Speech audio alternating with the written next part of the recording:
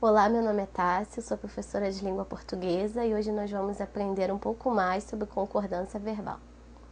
Bom, para a gente aprender concordância verbal, a gente vai precisar lembrar de verbo, sujeito e predicativo do sujeito, e núcleo também, numeral e pronome relativo e pronome de tratamento.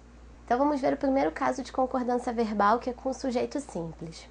O verbo concorda com o sujeito em número e pessoa, estando o sujeito antes ou depois do verbo. Então, com o sujeito antes ou depois do verbo, o verbo tem que concordar com o sujeito em número e pessoa. Vejamos os exemplos. E o vento forte quebra as telhas e as vidraças.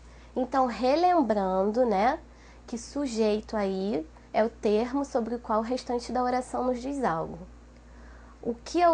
De quem a oração está nos falando aí? No caso é do vento. Então, vento é meu sujeito simples, eu só tenho um núcleo. Lembrando que núcleo é a palavra principal do sujeito, então é vento. E o quebra aí, que é o meu verbo, vai concordar com o meu sujeito, em número e pessoa. Desapareceram no meio da mata os fugitivos. Os fugitivos aí é o sujeito, Fugitivos é o núcleo, sujeito simples. Desapareceram, então, está concordando com fugitivos. Os dois estão no plural, estão concordando em número. Vamos ver como fica, então, o conteúdo no esquema. Agora, não mais com sujeito simples, mas com sujeito composto anteposto ao verbo. Então, quando eu tenho sujeito composto antes do verbo, o verbo vai para o plural. É o primeiro caso.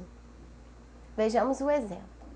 A falta de dinheiro e a greve dos bancos confirmaram o caos. Lembrando então, se sujeito simples é aquele que só tem um núcleo, sujeito composto tem mais de um núcleo.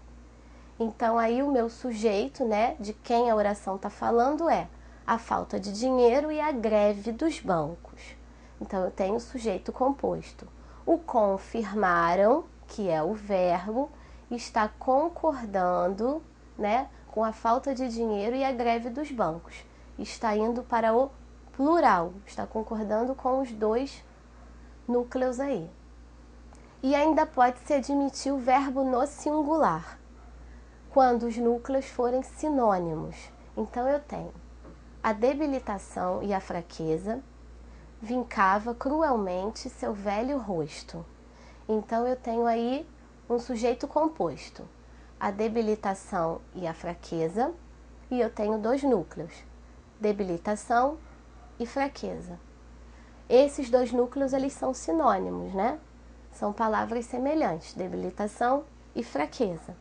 Então, se os núcleos são sinônimos, o verbo pode ficar no singular ou ir para o plural, como é o caso do outro exemplo.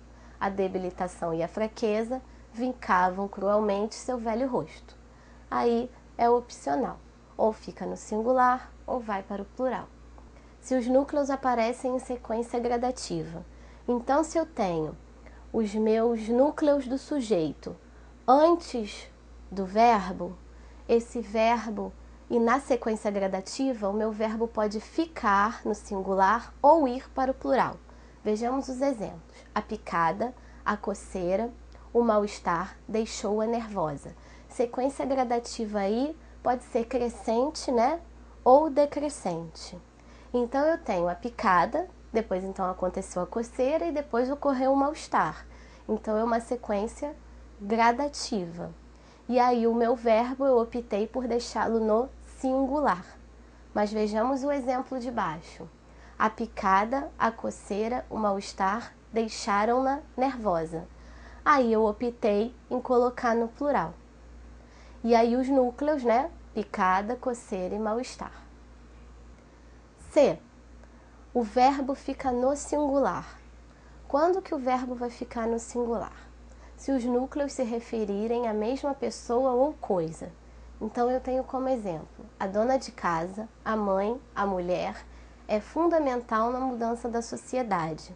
A dona de casa, a mãe e a mulher estão se referindo à mesma pessoa. Então o meu verbo fica no singular. Ali eu tenho o verbo ser no singular, é. E o verbo fica também no singular quando os núcleos aparecem resumidos pelas palavras tudo, nada ou ninguém. Então, vejamos o exemplo. Dinheiro, mulheres, bebida. Nada o atraía. Então, aí, o nada é o núcleo, né? Então, o atraía, que é o verbo, vai concordar com ele e não com dinheiro, mulheres e bebidas. Vai concordar com a palavra nada. Então, quando aparecem as palavrinhas nada, ninguém e tudo, o meu verbo vai concordar com essas palavras. Então, vamos ver como fica esse caso no nosso esquema. Olha que professora de português legal. Ai, não fica sério. Para de rir. Que M é aquele ali voando?